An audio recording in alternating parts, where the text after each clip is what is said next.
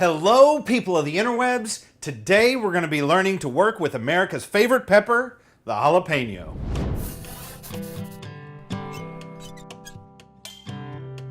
I'm Chef Cash White, and I'm here today because God has delivered me from my circumstances and put me in a place where I can share my love of food with you. This is a jalapeno, and according to some people standing in this room, it's green.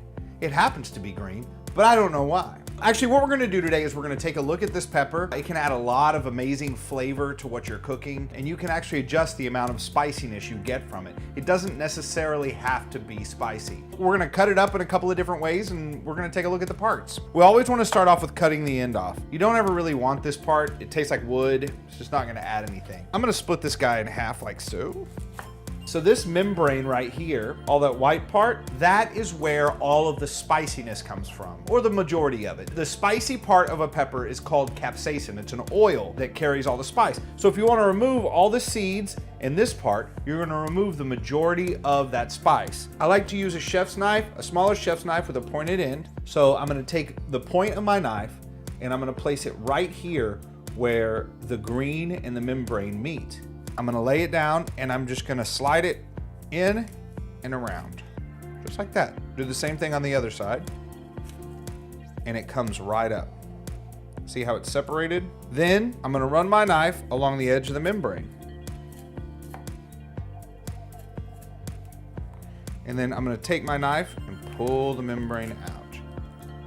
Tap the seeds out, trim anything else you want to trim out of it. I like to usually leave a little bit because, you know, a little bit of the spiciness is good for the flavor. Now you can get your fingers in here. You can go in and do the same thing here and separate it and then pull it out with your fingers, and it's a lot easier to do that way. But the thing is, now all those oils are all over your fingers. So you got to be very, very, very careful not to stick your finger in your eye because it will burn. Once we have our jalapenos with the membranes and seeds out, it looks just like this.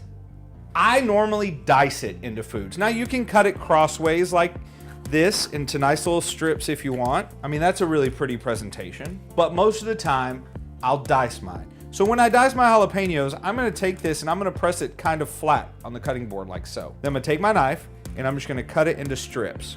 Just pull them back, letting the knife do the work. Just cut it into thin strips and take it, turn it to the side, and then cut those into small squares. Just dice it. And you end up nice, beautiful, diced jalapeno. Another way to chop a jalapeno, cut it into the long strips without dicing it. That will look good in fajitas or maybe in a slaw of some sort if you like. Guys, that's just a couple of different ways to deal with a jalapeno. Just remember, leave the membrane in if you want it spicy, take the membrane out if you don't want it spicy.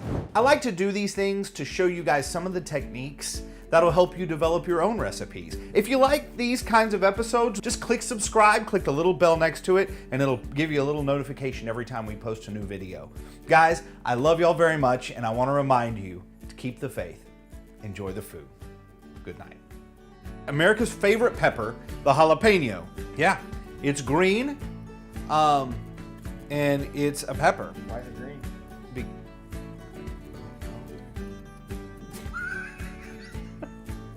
I don't really know where to go with that, dude. I don't know why it's green.